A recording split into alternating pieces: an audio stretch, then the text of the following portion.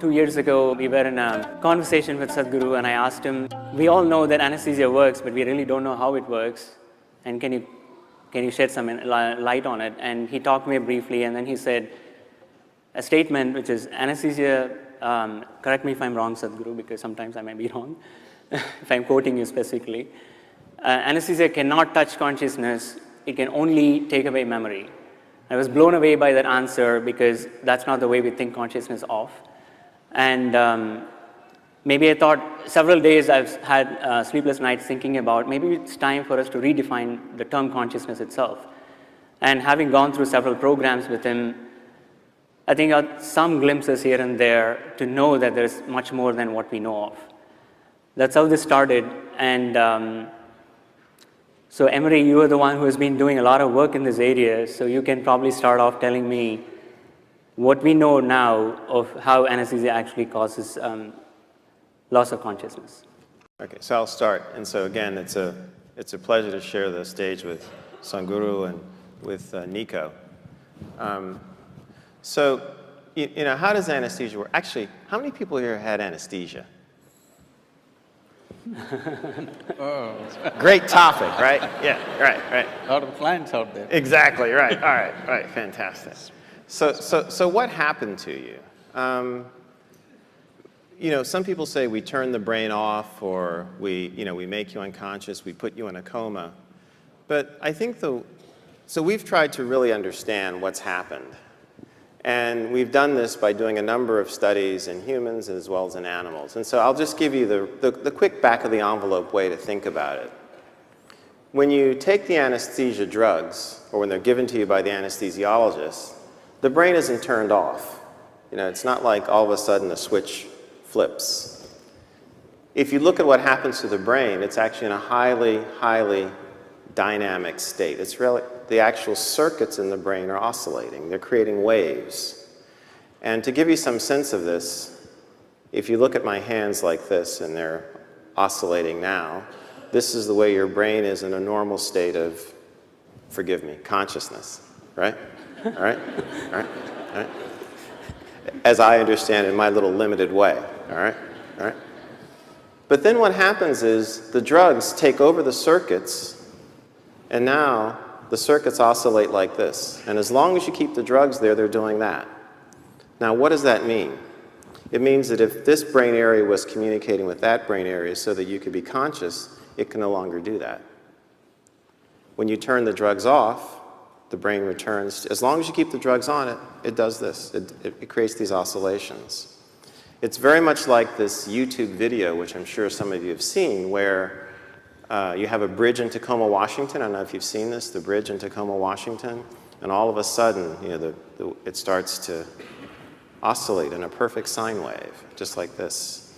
And no traffic can go across the bridge. It's the same thing that happens under anesthesia. And what happens is that these oscillations, because they're so strong, they take over the brain, they're not natural. And remember, one of the things that Bala mentioned was that after anesthesia, our brains often don't work the way they did beforehand. So now you can see if you've been in a state like this for 4 hours, 6 hours, 8 hours, and you know, look, I got my AARP card about 12 years ago myself, so I'm in that category too, right?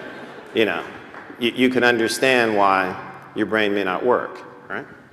So, and basically that's it. And what's good about that, what's good about what I'm telling you is that we as anesthesiologists can see this state. We can see it on the EEG of patients in the operating room, and we can use it to change the way we deliver our drugs. That's the practical implication of this. And then the other practical implication of it is that as we take anesthesia seriously, in other words, don't say, oh, we just give you drugs and you go away and you come back.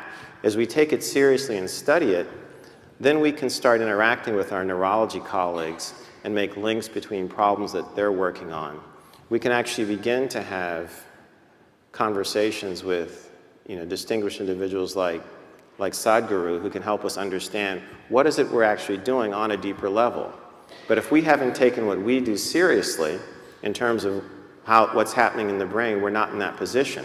And that's where I'd like to think that we're trying to move the research now to, in other words, use anesthesia, the study of anesthesia, to help us connect with some of these deeper ideas about the brain, the mind, and also consciousness. David, do you have any thoughts on that? What we work on as neurologists, or what I work on, is very related and very, very connected in that we're trying to understand how patients who lose consciousness because they've had a structural brain injury or a cardiac arrest or some other kind of problem can reestablish the process of a conscious state in a brain that's been injured, and what are the rules of the recovery, and what are the ways in which it can happen, and what are the limitations, and how do people get stuck along the way, and could we help them? And it turns out that there's a lot of variation. Sadguru. Oh, namaskaram. Dr. Brown and Dr. Skip, highly accomplished doctors in their areas of proficiency, but I'm completely unschooled. So, because for me, the only way I know anything I know is from my own experience. So my language and my expression could be a bit abrasive, or if it seems abrasive, please pardon me because I'm nearly illiterate. So, this, first of all, the nature of the language that we are speaking, I'm talking about the English language. This language is very good for describing and defining external things, but is very limited when it comes to internal dimensions of many aspects of who we are. So, if we have to use yogic terminology for this, what you're referring to as consciousness is considered as jagruti, that means wakefulness. We do not consider wakefulness as consciousness. Wakefulness is the state of the body, wakefulness is the state of the mind, wakefulness is the state of the bioenergies within us, but that's not consciousness. What you're seeing as physical body, well, one thing I would like to clarify is, we do not look as brain as a very significant aspect because we see intelligence is right across the system. Generally, in most people's understanding, I believe, a combination of memory and intelligence is considered as mind. Am I right on this? If you take this as a definition, it is a fact that every cell in our body carries millions of fold much more memory than the entire brain can carry. Because these cells in the body remember even what happened 1,000,000 years ago. It remembers the skin tone of your forefathers from 1,000,000 years, nothing has changed. It never gets confused. So what you can carry in the brain as conscious memory compared to what every cell or every DNA is carrying is phenomenally more. And the chemical dimension of what is being conducted in every cell is far more complex than you could ever figure with your entire brain. So both in terms of intelligence and memory, the spread is much more. I think this entire focus on brain has come mainly because somewhere, probably pre-Renaissance time, we broke into this because that region, largely we're talking about Europe, where it was hugely dominated by very dogmatic belief systems. When people broke through that, nobody was supposed to think for themselves, everything was already said and done. When people broke through that and started thinking for themselves, thinking little freely looked like absolute liberation for those people. And I think that hangover still lasts in our education systems, in our medical sciences, in the very way we are approaching even fundamental sciences. That hangover, that thought is everything, is very profoundly influencing our social structure and our way of exploration. In the yogic sciences, we don't attach any significance to your thought. Whatever you're thinking, it's of no consequence to me. This is why whatever somebody is saying, we don't listen to them. We just feel them. We just feel them. What is their chemistry, what is their… how they are right now. I don't care what they are saying. This is how… maybe it's an evolutionary problem with me, because I've been in jungles by myself and I've seen most creatures judge you just like this. I think they showed a picture of me having a king cobra. I've been very closely involved with all kinds of creatures, particularly cobras and things. Their sense of our chemistry is so keen.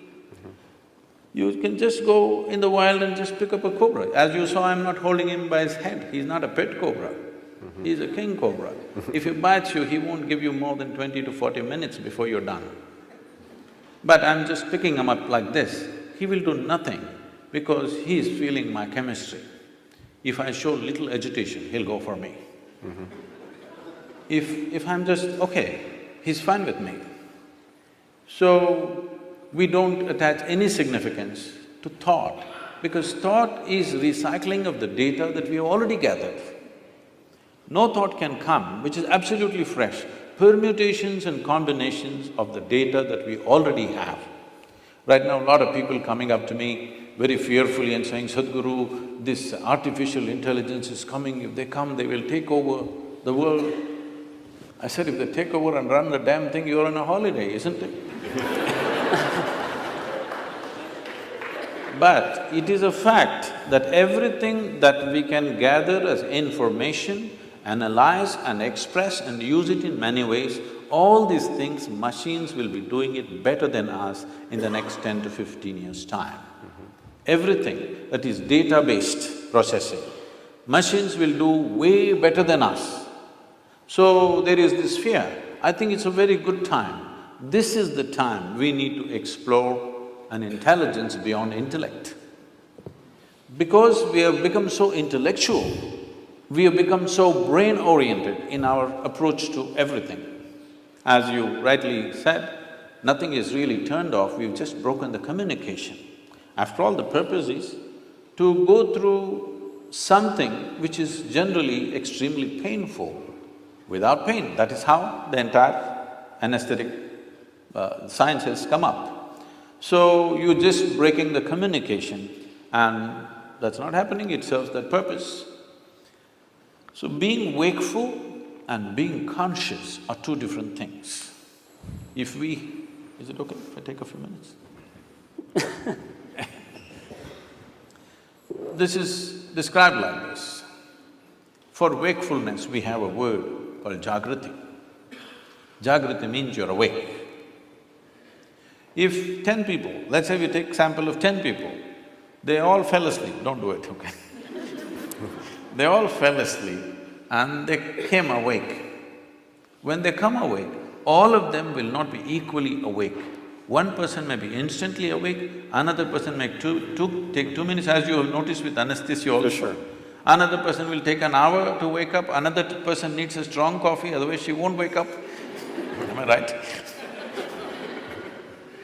Like this. Different levels of wakefulness is also there.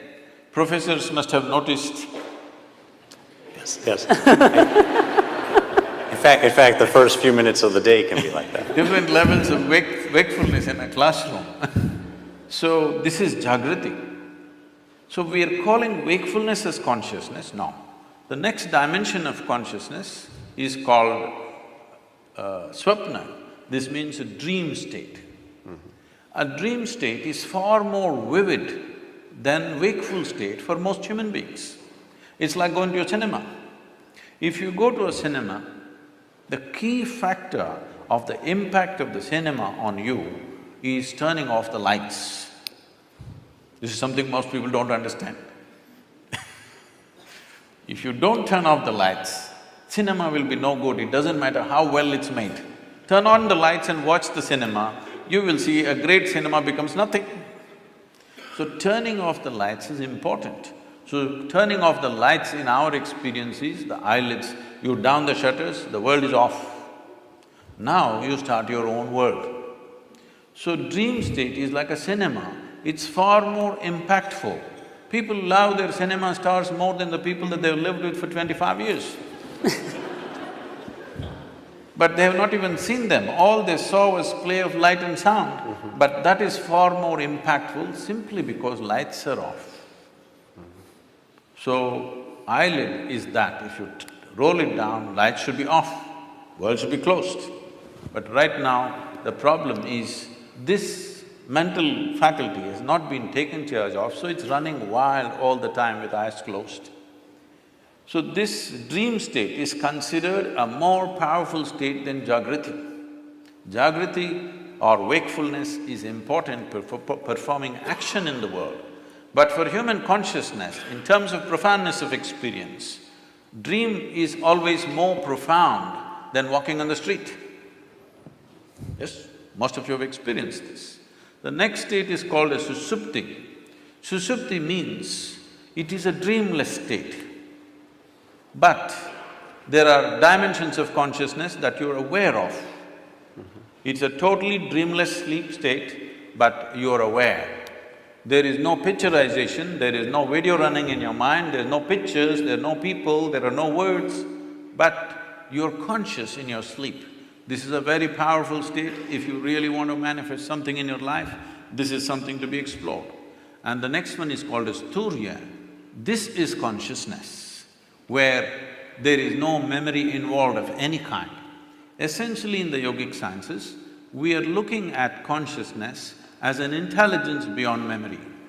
If there is memory, memory is considered a boundary in the sense, this is one person, this is another person, simply because this embodies one kind of memory and that embodies another kind of memory. This has become one kind of person, this has become another kind of person.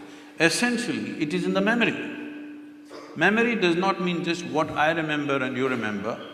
Genetic memory is there, evolutionary memory is there, elemental memory is there, atomic memory is there, karmic memory is there. Inarticulate and articulate memories are there, but generally we are thinking memory means consciously what we can remember. But today, if we eat dog food, we'll not become dogs. Something within us remembers, no matter what you eat, this has to be only transformed into a human being. It doesn't matter what you eat. If you and a cow every day eat a mango, no merger will happen. Perfect memory is established, evolutionary memory is absolute. So, these different dimensions of memory are playing on a daily basis. People are thinking their thoughts are free. It's a joke because your memory is determining everything. So, largely in one single word we call this karma. Karma means the residual impact of all the memory that you have, how it is impacting every thought, every emotion, every action, the very way you sit and stand. See, if you see somebody walking far away, let's say half a mile away you see someone walking, if he's your friend, just the way they're moving their body, you say, oh, that's him. There are 7 billion plus people, but this particular man walks in a unique way, all right? Just two-leg walking, everybody walks, but still it is so unique. So this is what we are referring to as karma, that the residual impact of memory, varieties of memory. We recognize memory as 8 basic forms of memory, which are determining how you are right now. The very way you sit, stand, breathe, understand, perceive life is determined by this memory. But there is an intelligence beyond memory, which we call as Turya or Chitta. This is consciousness. Now, every one of us is conscious. The question is only of degree. Even a rock is conscious, a dog is conscious, a pig is conscious. The question is only of degree, how conscious. Even among us, how conscious is different from person to person. So, this degree of consciousness determines everything. Now, if we have to give an analogy, what is memory is like, I'm sure every one of us at some stage in our life, I don't know if you're still doing it, we blew soap bubbles. Did you? Hello? Come on, everybody raised their hand for anesthesia. Did you?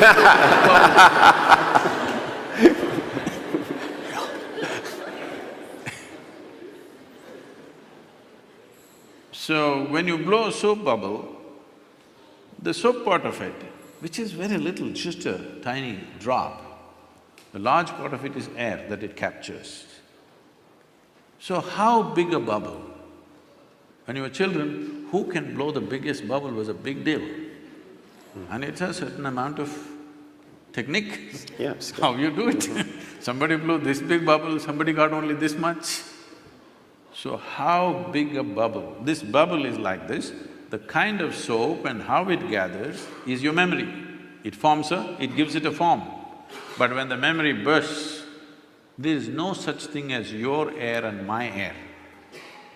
There is no such thing as your consciousness and my consciousness. There is something called as your body and my body.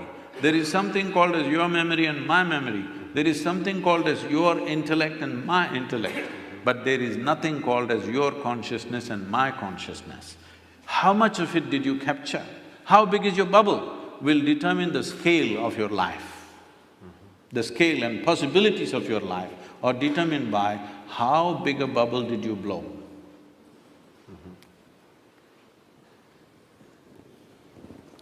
Okay.